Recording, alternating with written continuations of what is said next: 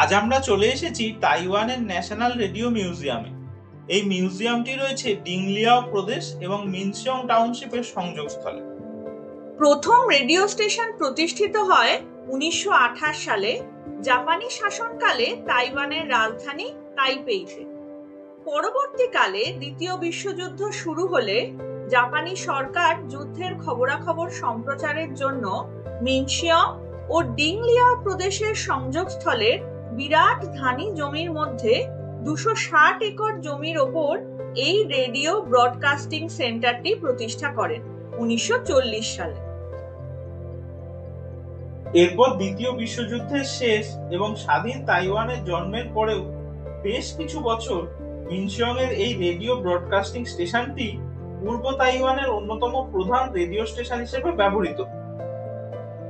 পরবর্তীকালে radio broadcasting প্রক্রিয়া এখান থেকে সরিয়ে নিয়ে যাওয়া হয় এবং 1999 সালে পুরনো এই রেডিও স্টেশনকে তাইওয়ান সরকার ন্যাশনাল রেডিও মিউজিয়াম হিসেবে সাধারণ দর্শকদের জন্য খুলে দেয়। মিউজিয়ামটির প্রবেশ মূল্য 100 ইউয়ান। মিউজিয়ামটিতে রয়েছে মোট 3টি তলা। টিকিট কেটে ঢুকলে প্রথমে একতলায় জায়ান্ট স্ক্রিনে প্রদর্শিত হয় মিনসিয়ং রেডিও ব্রডকাস্টিং স্টেশন গড়ে ওঠার ইতিহাস এবং দ্বিতীয় বিশ্বযুদ্ধের সময়ের কার্যকলাপ। এখানে চীনা এবং ইংরেজি দুই ভাষাতেই বর্ণনা করা হয়।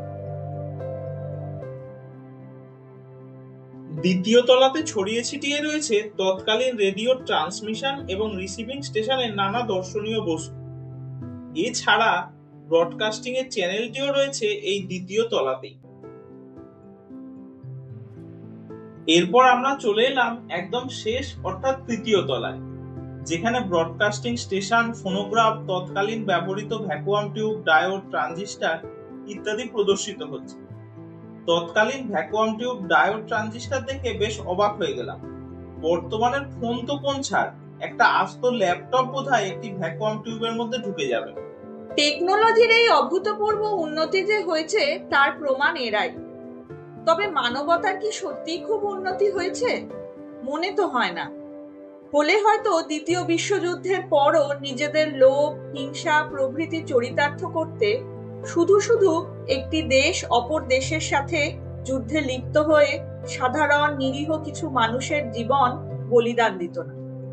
রেডিও মিউজিয়াম দেখে ফেরার সময় গেলাম 206 মিটার উঁচু ব্রডকাস্টিং অ্যান্টেনাটি দেখতে। আজ তবে আসি, আবার আসবো আমরা নতুন কোনো ভিডিও নিয়ে। দর্শক বন্ধুদের অনুরোধ চ্যানেলটি সাবস্ক্রাইব করে আমাদের পাশে থাকার জন্য।